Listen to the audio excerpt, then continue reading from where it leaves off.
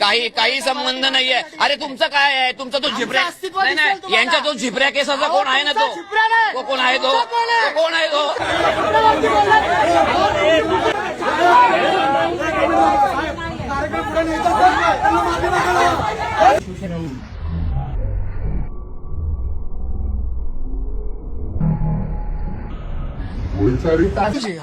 सगळ्यात महत्वाचा विषय थांबा जरा 2 मिनिटं की मनसेच्या पदाधिकाऱ्यांना आणि शिवसेना युबीटीच्या पदाधिकाऱ्यांना वैचारिकता असणं गरजेचं आहे की आपण कुठल्या व्यंगावरती बोलू नये.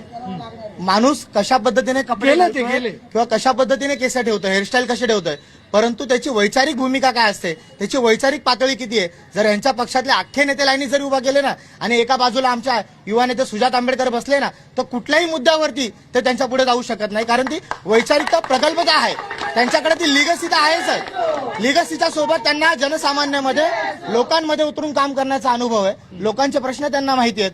मुळात आपण घराणेशाही जर बोलतोय तर घराणेशाहीबद्दल आम्ही त्याच्यावरती टीका केलेली होती. आम्ही नाव घेऊन टीका केलेली होती. आम्ही व्यंगावरती टीका केली नाही, आम्ही कपड्यांवरती टीका केली नाही. तर आम्ही इथल्या प्रश्नांवरती टीका त्यांच्यावरती केलेली होती.